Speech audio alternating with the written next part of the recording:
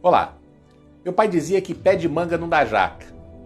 Era uma forma de interpretar a passagem bíblica em Mateus capítulo 7, versículo 18, que diz: "A árvore boa não pode dar frutos ruins, nem a árvore ruim produzir bons frutos." Homero Homem da Siqueira Cavalcante, em seu livro Cabra das Rocas, conta que em sua terra natal existe uma árvore chamada piuriteiro. O piuriteiro dá um fruto, piurito. E o piurito não serve para nada, não serve para comer, não serve para fazer óleo, não serve para coisa nenhuma. E o povo da terra cantaria pro piurito: "Piuriteiro que dás piurito, por que não dás coisa boa?" Ao que o piuriteiro responde: "Cada um dá o que pode, conforme sua pessoa." Desde a minha adolescência, ouço falar em políticos corruptos. Se dizia de que Adhemar de Barros, que não o conheci, era tratado como o que rouba mais faz. Tem uma história que narra um assalto na casa da amante de Adhemar de Barros.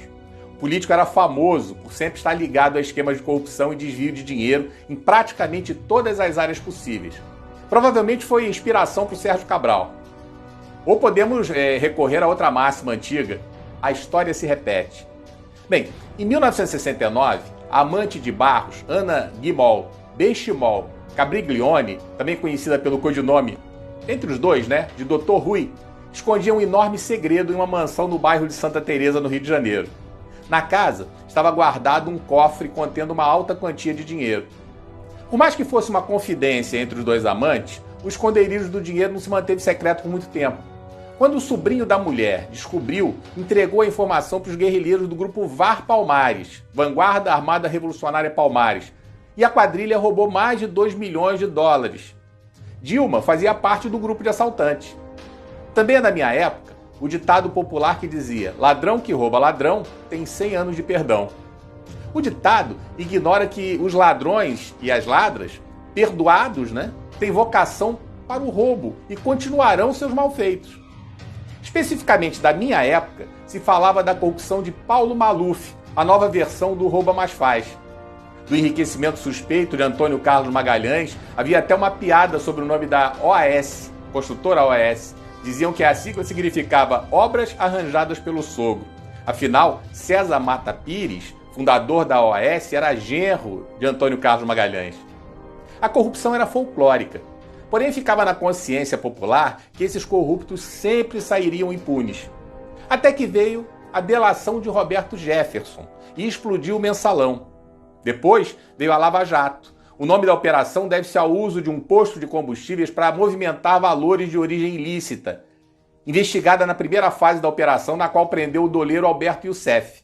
Através de Youssef, constatou-se a sua ligação com Paulo Roberto Costa, ex-diretor da Petrobras, preso. Depois, Nestor Severo, que foi preso em 2015 e delatou outros.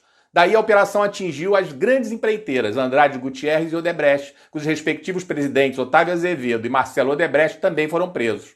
Ao longo de seus desdobramentos, entre outras pessoas relevantes que acabaram sendo presas graças à operação, inclui-se o ex-governador do Rio de Janeiro, Sérgio Cabral, seu sucessor, Luiz Fernando Pezão, o ex-senador Delcídio do Amaral, o ex-presidente da Câmara dos Deputados, Eduardo Cunha, os ex-ministros da Fazenda, Antônio Palocci e Guido Mantega, o publicitário João Santana, José Dirceu, Eike Batista, Luiz Inácio Lula da Silva.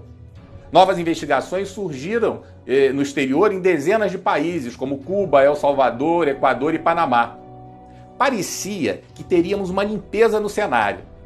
Mas, hoje, nos decepcionamos com uma suprema surpresa, ao ver a soltura de um por um dos criminosos comprovadamente ladrões, condenados, denunciados por comparsas da intimidade como Palocci, flagrados com dinheiro na cueca, com apartamentos reservados tão somente para guardar dinheiro. Falcatruas como a compra de refinaria em Passadina, que já entrou no folclore da impunidade. Mereceu uma CPMI e o presidente da comissão era um senador, que agora virou ministro do Tribunal de Contas da União e foi denunciado recentemente por corrupção e lavagem de dinheiro pela Operação Lava Jato. E que na época ele cuidou, quando senador, cuidou de varrer a sujeira para baixo do tapete. Seria surpreendente se a denúncia avançasse e ele fosse punido hoje.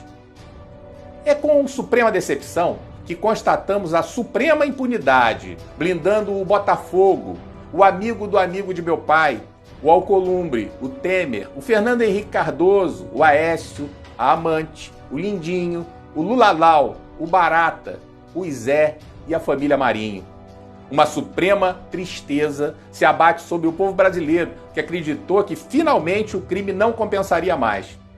Os corruptos nadam de braçadas num supremo mar de lama, onde a suprema vagabundagem se refere ao voto da maioria como tirania. Ou seja, democracia é ele, o Rei Sol, o centro do universo, pelo menos no universo do submundo, submundo supremo, supremo bueiro, suprema sarjeta. Hoje, sabemos que desembargador que desacata a guarda vai ser chamado na chincha.